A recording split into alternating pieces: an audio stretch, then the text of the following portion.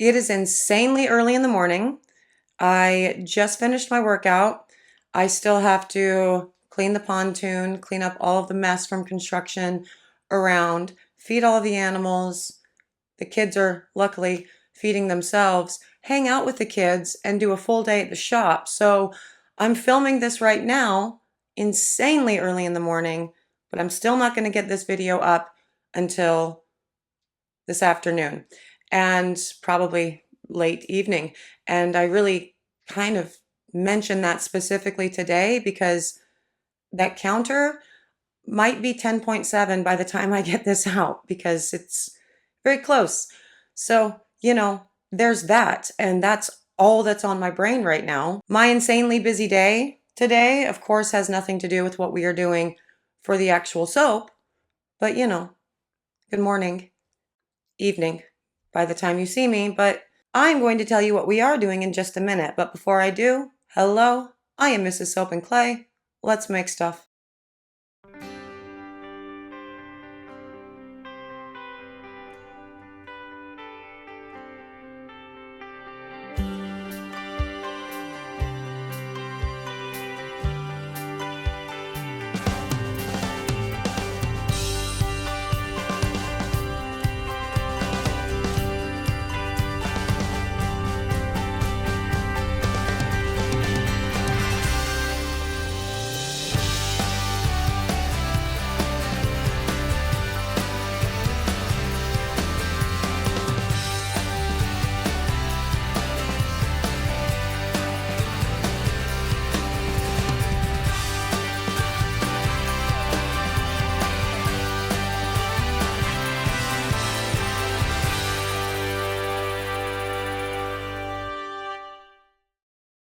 One, two, three,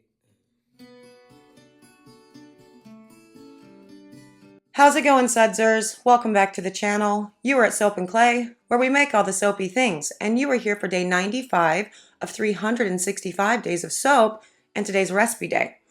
And today is kind of a cool recipe day. I mean, they're all cool. But today we are doing another whipped sugar soap scrub, but we are doing it not from a paste. So we've done paste, whipped sugar soap scrub. We've done a liquid cold process that essentially turned into a paste that you could then use to make liquid soap just via the cold process method. Still a paste. This is not that. This is a whipped sugar soap scrub without a paste, cradle to grave, very, very easy. Takes like maybe 20 total minutes of your life to do. And I'm going to show you this recipe, today, now. So let's go to the video and we can talk about it. Okay, day 95, a recipe for soap paste, whipped soap, rather, without soap paste.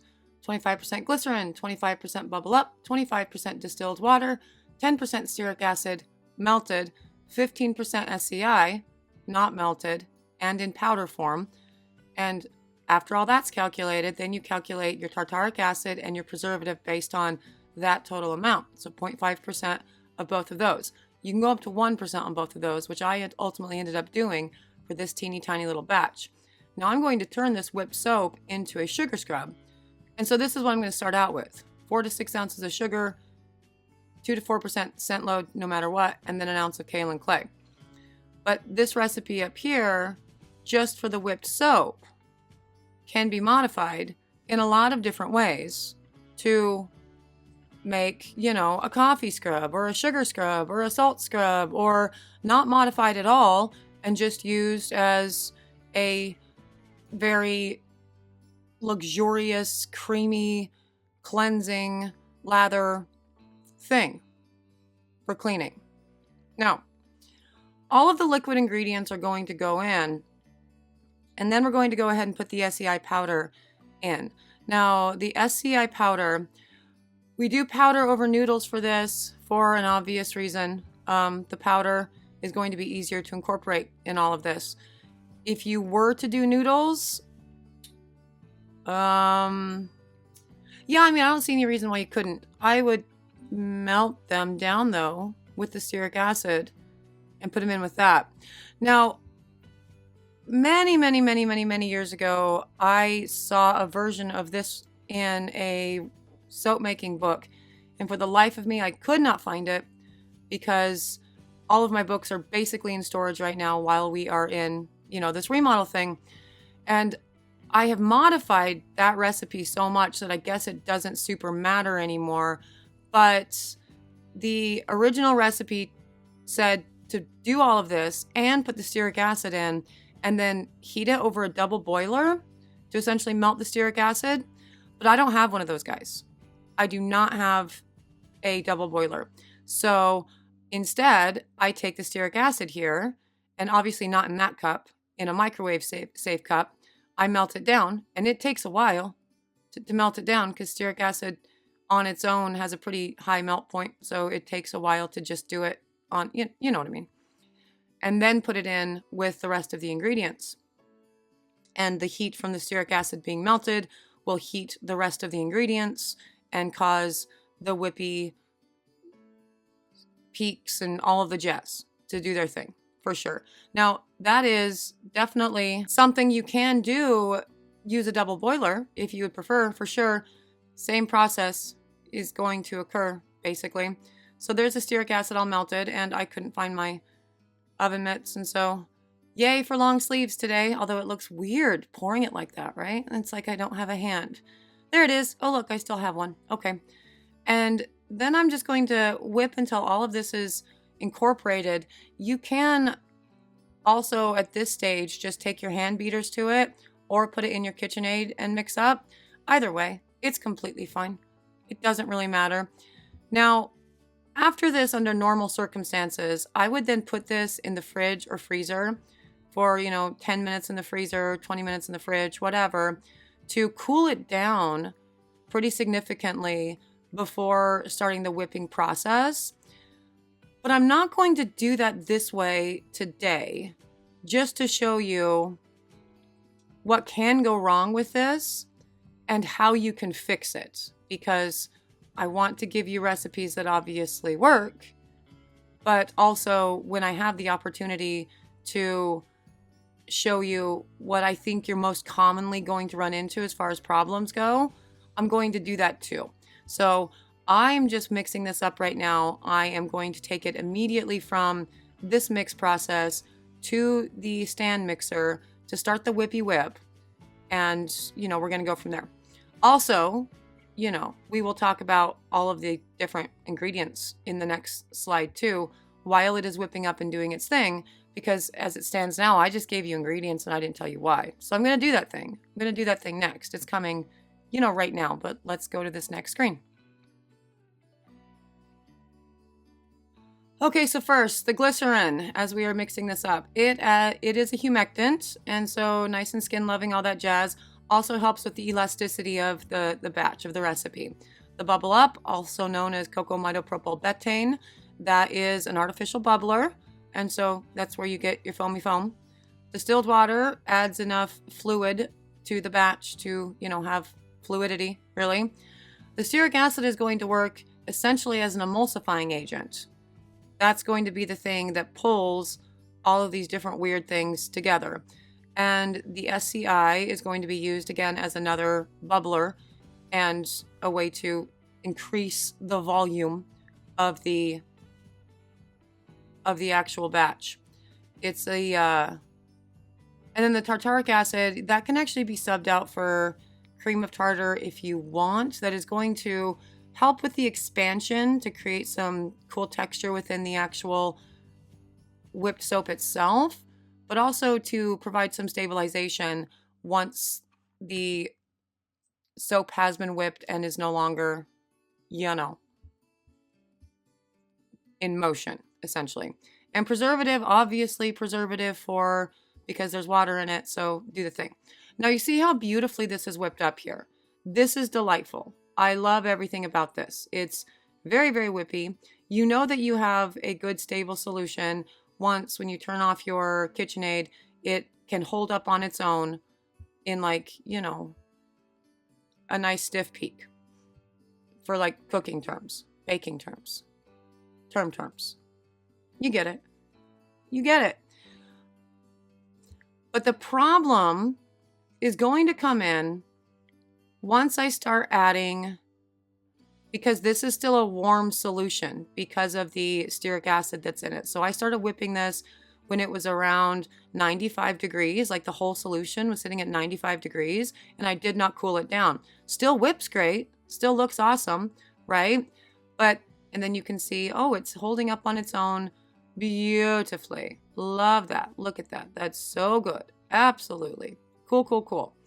That's a beautiful, that's great for a cream, for a shave soap. That's delightful. Right there on its own, you can use that for sure. And at that point, it doesn't really matter what heat you do this in, because it will stay in that capacity and it will not deflate in your containers, which is, good. But then I'm going to start adding the additives because I want to make a sugar soap out of this.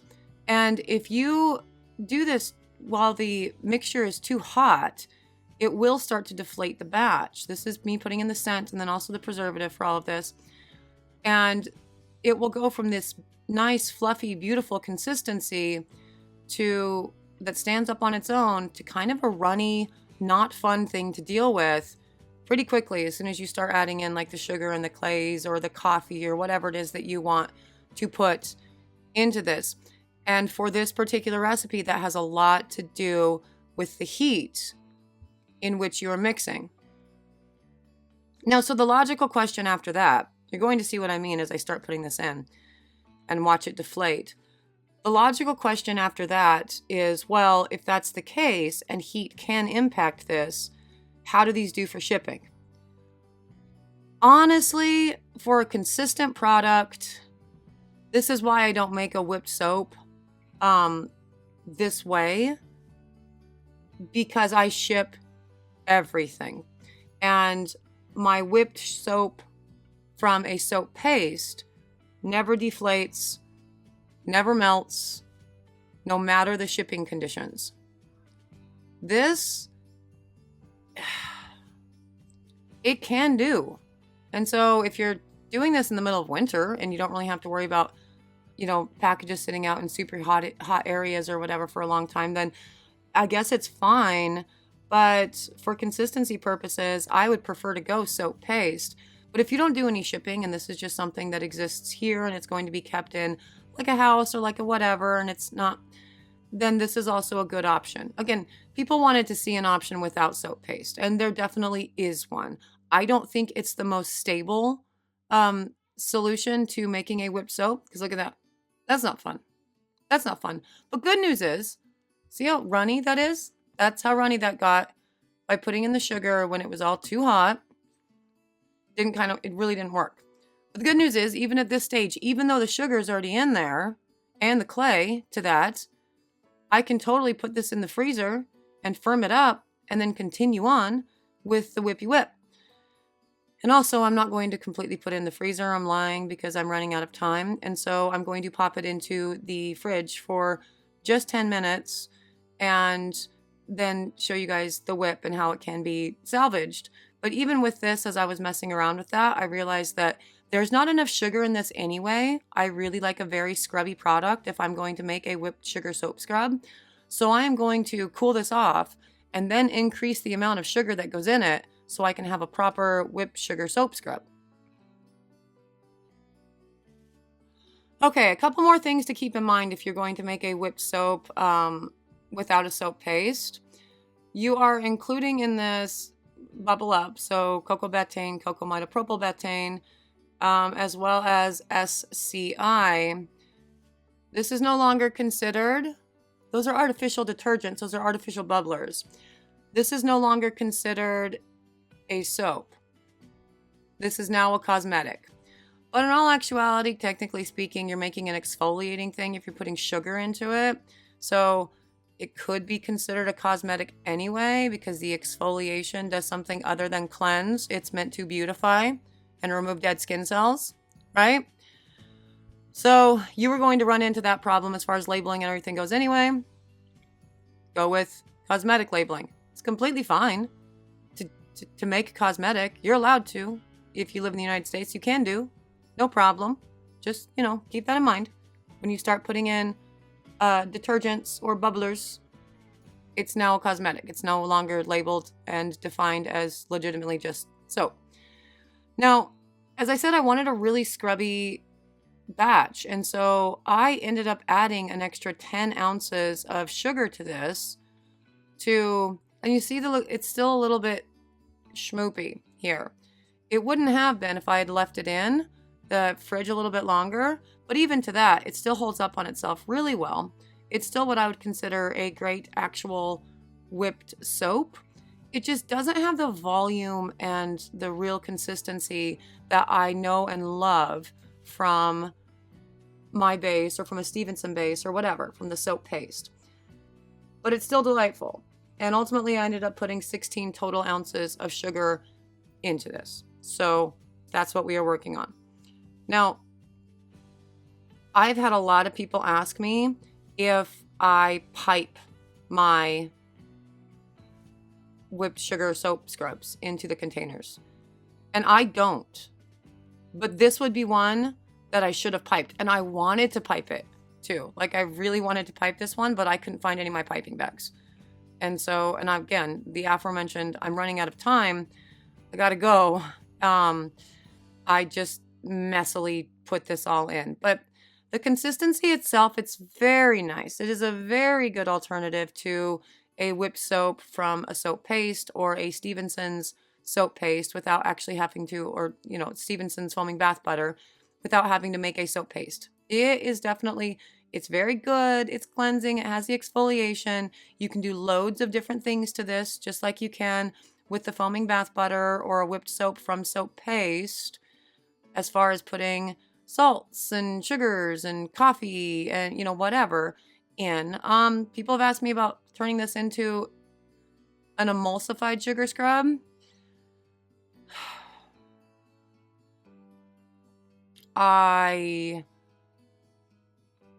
There's an easier way to make an emulsified sugar scrub, and I have already shown you that. I did that in year 1 and gave you a recipe for that.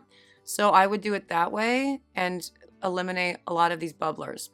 But as you can see, it does a great little job exfoliating. It's very creamy. It's delightful. That's on dry skin, so it's doing great. And then you can just add some water or just wipe it away with a damp rag, which I'm going to do because I continue to do these weird, let me test these products on my arm things.